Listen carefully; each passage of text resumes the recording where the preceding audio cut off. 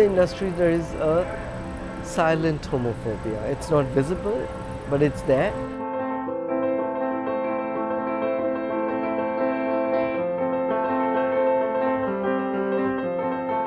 It's not exhausting for straight people to talk about their straightness all the time. Why should it be exhausting for a gay person to talk about his gayness?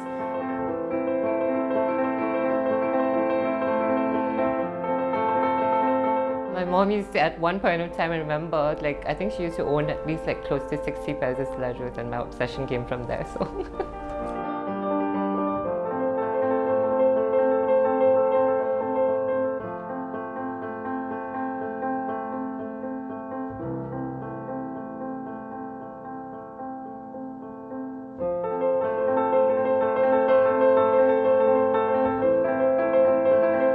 You never hear of people being called, the straight director says this, but I'm tired and sick of being tagged only, the only openly gay director. Hello, I'm a filmmaker, that's my identity, and don't tag me all the time because I'm beyond that. That's not my only, I'm not ashamed of my identity, but that's a part of my identity.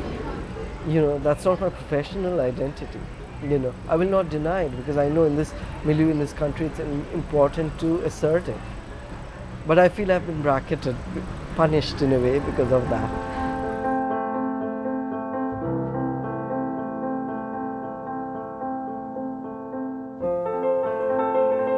You'd have just one word that you would say all the time. You know what that word is?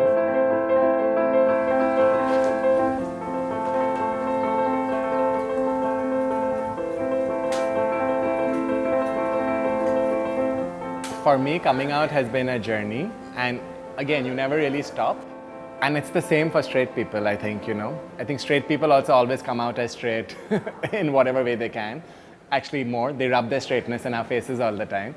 So likewise, but I think for LGBT people or anyone who feels that they're different in any way, it's a journey, and it's a journey of coming out to yourself first and developing the confidence and saying, I might be different from the majority, but I'm as special as anyone else, and my desires are as valid and as relevant and as beautiful. So I think it's a journey of it's a journey both inward, where you have to articulate to yourself, and then you choose to articulate it to others over the course of your life.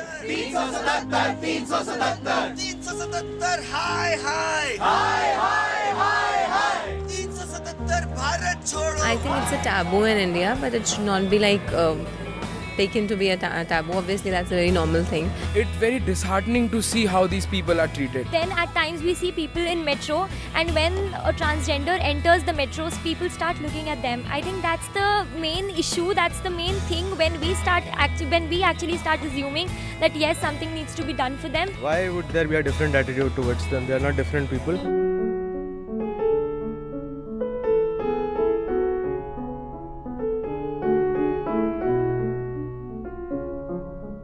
The other day I was thinking of the 4 films that has been released of mine. For me, My Brother Nikhil is not a gay film. Okay, the central protagonist was gay. But today when they talk of the top 5 films which deal with brother-sister relationship, they always talk of My Brother Nikhil. Okay, and my second film and third film had nothing to do with, and my fourth film only one small part. So actually maybe of my career, only a very small section has actually dealt with gay theme, if I call it. I don't even like to care. For me, they're just people that you're dealing with. But I suppose it's also because I've been very open about myself.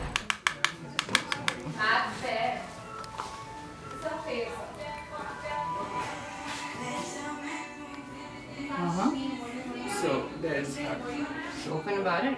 yeah, very. Sweet. I didn't have too much of a trouble going to school or college because, like I said, the way I am, I've always been very confident of who I am, and I'd rather say I bullied people in school. We were like the mean girls. I had a bunch of friends. We were like 6 girlfriends, and yeah, we were the mean girls. So we bullied people. Yeah, but then of course, being different, even in school, I did have a few bullies who were like, oh no, you're so girly, very crass words were thrown at me, but then I think that's what has pushed me into becoming who I am. I mean, like, confident and strong, because I've never let anybody fuck with me, so yeah.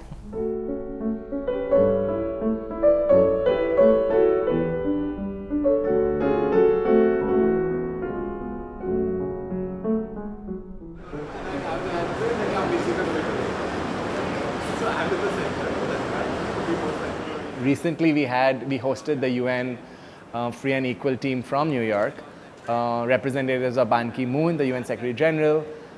We had Selina Jaitley. We had about 30 visitors from corporate India, from other leading corporate Indian companies, who are all looking towards Godrej and, like, you know, saying, can we emulate the Godrej model?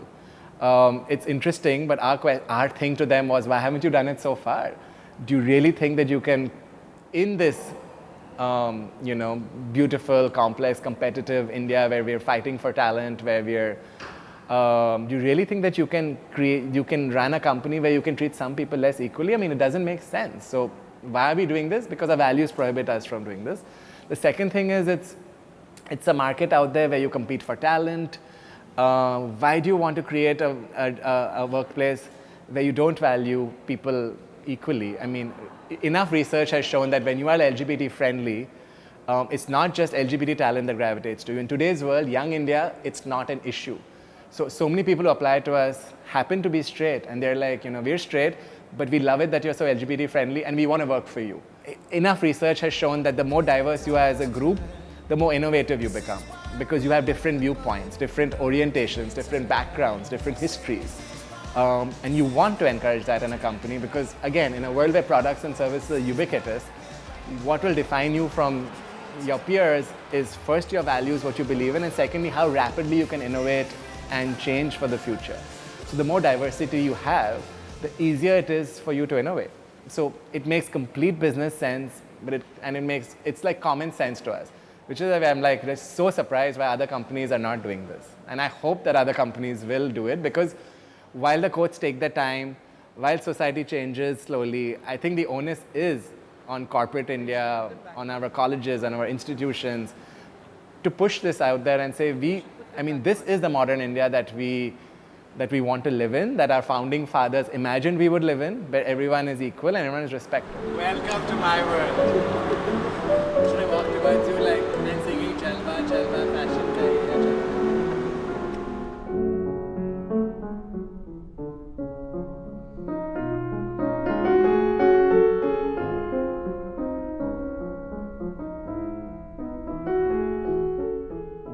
In the industry, there is a silent homophobia. It's not visible, but it's there, because you go to studios and, you know, they say that, oh, we want to do something with you, but I've been told we don't, you know, as a studio policy, we don't want to do anything which deals with violence or sexuality, you know. So firstly, assumption. Two, you put these two together, and I feel sad. Today, a film like I Am, which got 2 national awards, you know, I have fought the censor board. I've been awarded by the government, which is like an irony, because every private channel, which are the satellite channel, refused to telecast my films. So what is it? You know, so the spaces which is actually supposed to be more liberal is stopping my voice to reach out because of a certain, you know. So I feel that is there, you know, be it with, it's all silent, you know, because today if you really look at why is it that people talk much more openly for animal rights than even still today, you know, how many people from the film industry would be willing to come for a Pride March?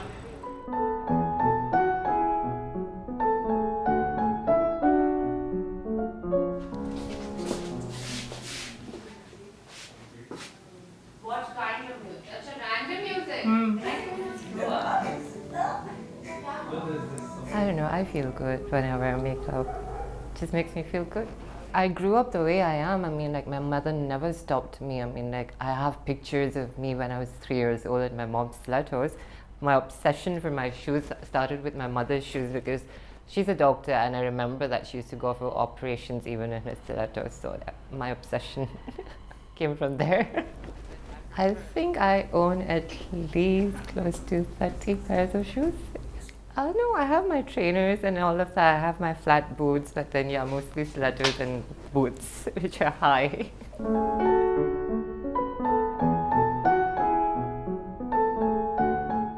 I realized that why would people want to, what is this whole come out nonsense? Why do you need to be bracketed? Why do you need to be, gay to come out in the streets and support human rights? Everyone should. But people, why are they not doing it? They will tweet about it or whatever, but they will not come on TV easily,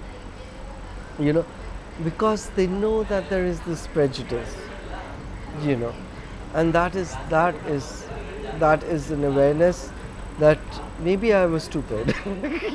Sometimes I think, though I don't think I would change anything, but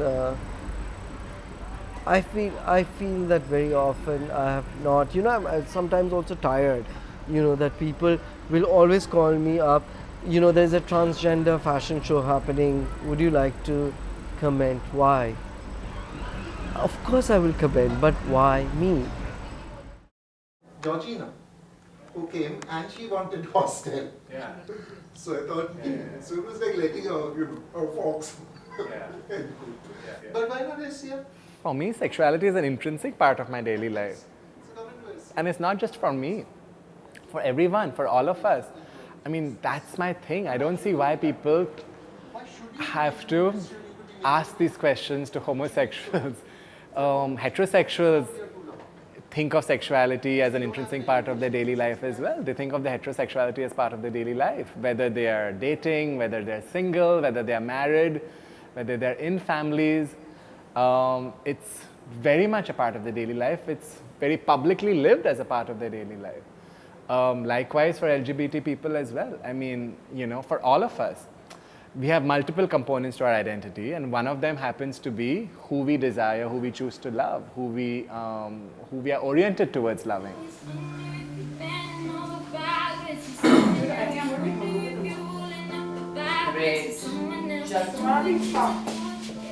I'm very androgynous. I mean, like, I wouldn't say that I cross-dress, but then, yeah, of course, I'm wearing a dress right now, but then I wouldn't put on, like, what do you say, fake boobs or a wig or anything like that. It's just, I think, like, I'm very androgynous, so I think that's the thing, the way I am. I've not pretended to be someone else who I'm not.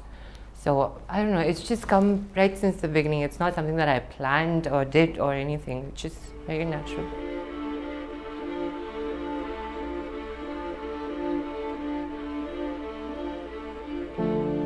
People ask me why drag?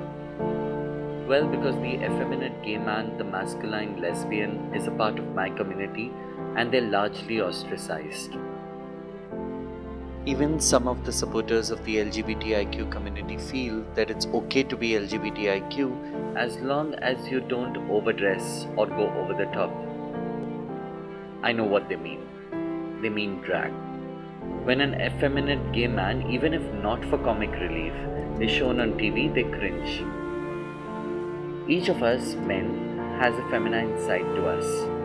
That man has the guts to flaunt it. They are a part of our community. In fact, there is no them and us. It's we. So when people ask me why drag, I ask them back, why not?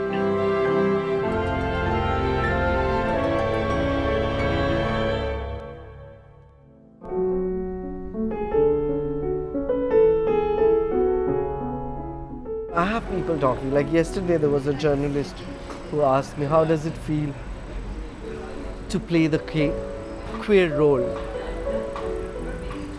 I was stunned. I'm not playing any role. I'm myself. So that's what I mean. That sometimes it's tiresome, to get bracketed, because at the end of it, I'm a storyteller. I'm a filmmaker, and yes, this is one of the themes that touch me.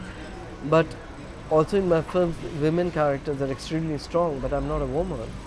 So why is that, never, out there?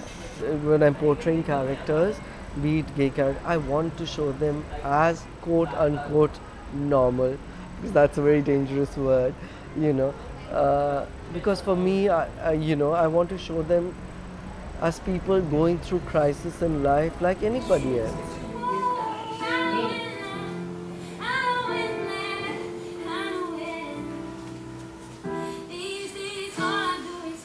My mother always told me that you're an individual and you will always be an individual. So I think that's again something which has been imprinted in my head, saying that, like, you know, if I have a support system from a family like mine, I mean, nothing can stop me.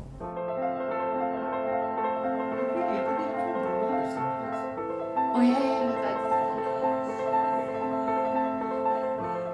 My style is very androgynous, so I would, like today for that matter, I mean, like I could wear these, but I mean, I could wear it with slutters, just like, you know, open slutters, but I prefer to wear it with boots rather than showing everything out. So yeah, very, like, I could team up a pair of jeans with like knee-length high stiletto boots and just a nice jacket and put on like a scarf or something like that, and of course my handbag. So And vice versa, like all the stuff that he talks about, that should have been up there. And then before that was together. And my mom outed me because it was very, I mean, she didn't out me, but, you know, I wanted to discuss it with her, and I was like, you know, I think I might be gay. And she was like, you think or you're sure? And I was like, okay, I'm sure.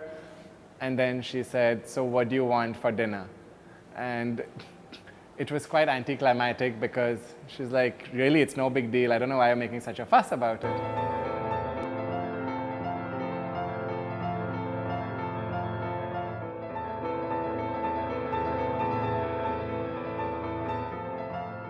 I was at MIT.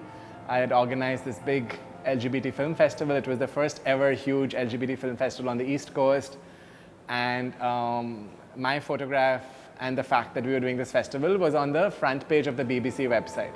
And I hadn't come out to my dad, so all my friends and from Bombay were calling, and they were saying, I was in Boston, they were saying, the BBC says that you're gay. And I was like, well, you know, they have a reputation for excellence, so you must believe them. And then they were like, have you told your dad? And so I hadn't. So I had to call him, because before someone sends him this link and says, you know, your son is gay and it's on the BBC, I had to tell him. And it was interesting. I think he took, you know, it wasn't a fun conversation because he's more traditional in that sense. It's taken him so many more years of growing to come to a point where he's comfortable with it. And it's been exhilarating since then, because, you know, I came out at Mahindra. After MIT, I came back to India, I was working in Mahindra. It was a small step because at that time, I'd spoken to Anand Mahindra, who heads it, and I'd said that if my boyfriend relocates to India, I want the same benefits for him. You know, when I joined Godrej, it wasn't just I want equal rights for myself. I was like, we need to change policies for everyone. So even my own journey of coming out, of articulating my identity, of imagining a better world, it's been a process of growth even for myself. And, you know, now it's not just Godrej. I mean, now I want to create a world where at least corporate India, every company in India should be LGBT friendly, and then every institution in India should be LGBT friendly, so that whenever the courts decide to give us the same rights, society has kind of changed automatically.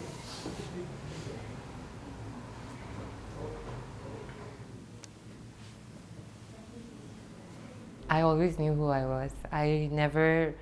I knew that I never liked girls, but then, like, it never came to me a point where I was confused about my sexuality. So I don't think, a lot of people ask me this question saying that when did you realize you're gay and all of that, but it was never a point. It was just right since the beginning. I'm not a cross-dresser, I'm not a transgender, I'm just a gay boy who's more on the effeminate side, I guess. When it comes to homosexuality or the LGBT community, it's a very vast spectrum. And like, there are gay men who are very manly, and there are gay men who are more on the effeminate side like me. But I mean, it's just Indian culture, which has, I think, kind of like, what would I say, stereotyped a lot of people. I have had straight friends who did not like me earlier, saying that, oh, you're gay, I can't be friends with you. And later on, they became friends with me, and now they're some of the closest people that I have around. So I think it's just about knowing somebody, like understanding them.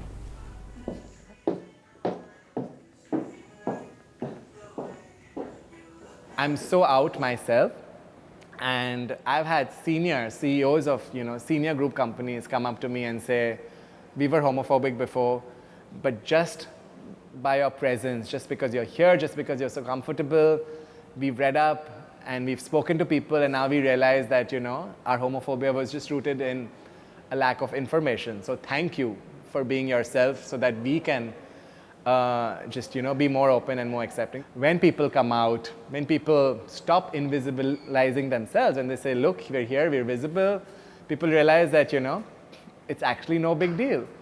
LGBT people don't have horns or tails or anything. They're just regular people. The first Pride Parade I went to, I cried for 3 hours. Because it was the first time I'd been with a crowd of gay people. The first time. And it was hundreds of thousands of people. For almost close to a decade, I was living this internalized shame. I thought I was the only queer people on this planet. But there is a community. You are not alone. It's a moment when you lift up your chin and just say, you know what, this is me, and I'm just proud, and I'm just going to walk down the street and say, this is I am, and I'm not going anywhere. Pride is beyond just coming out and waving a gay flag. It's about celebrating who I am and also standing with people who cannot imagine pride like this. You are not alone. This is our way of protest.